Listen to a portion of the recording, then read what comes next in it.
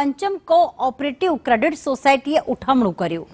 વડોદરામાં 150 થી વધુ જે લોકો છે તેમાં તેમણે ખાતા કર્યા હતા।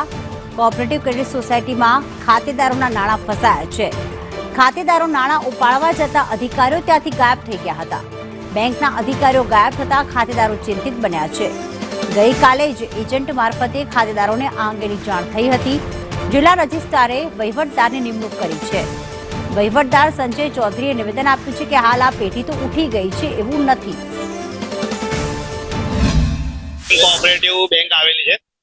આ બેંક ડેલી બેઝ પર જે પૈસા સેવિંગ કરવામાં આવે છે એ પ્રકારની સેવિંગ કરતી આ બેંક છે।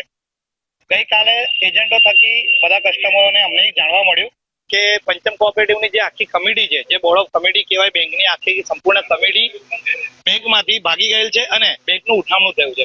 ત્યારે અમે બેંકમાં આવીને અને બેંકમાં પૂછપરછ કરતા અમને બી જાણવા મળ્યું કે અહીંયા બેંકના જે કર્મચારીઓ છે તમામ કર્મચારીઓ એથી ફરાર છે। સંજય ચૌધરી કહીને કોઈ અધિકારી બીજી જગ્યાએથી અહીંયા આવ્યા છે અને તમામ એજન્ટોમાંથી મીટિંગ લઈ રહ્યા છે અને મીટિંગ લીધા પછી નવી કમિટી બનાવીને પૈસા આપવા કે નહીં અને પૈસા છે કે નહીં એની જાહેરાત કરવાના છે।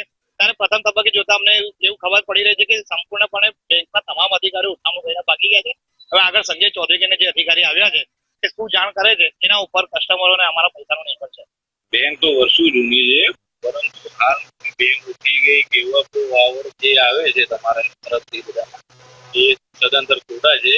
ખાલી વહીવટી કમિટી રહી પોતાના વહીવટનું નિષ્કાળજી આવી એની એટલે એના આધારે જિલ્લા રજિસ્ટ્રારશ્રીએ વહીવટદાર તરીકે અમને મૂક્યા છે। બેંક બંધ થઈ ગઈ એવું કશું કઈ નથી, એટલે કોઈ ચિંતાનો વિષય નથી, બેંક ચાલુ જ છે। ગઈકાલ ત્યાં એક વાત એવી જાણવા મળી છે કે ભાઈ આ બેંકમાં આવું થયું છે। તમે રજિસ્ટ્રાર સાહેબ સાથે વાત કરી, એમને કીધું કે બેંક ખર્ચામાં નથી, થોડુંક મિસમેનેજમેન્ટ થઈ ગયું છે। પૈસા શું છે હું બધી માહિતી લેવા હતો છું અને પૈસા બધાને 31 સુધીમાં 31 મે સુધીમાં જરા આપતા હોય એટલે ચોપડી તારીખ પૂરી થતી હોય એ લોકોને બધાને પૈસા જેમ મારી પાસે આવશે એટલે હું આપીશ।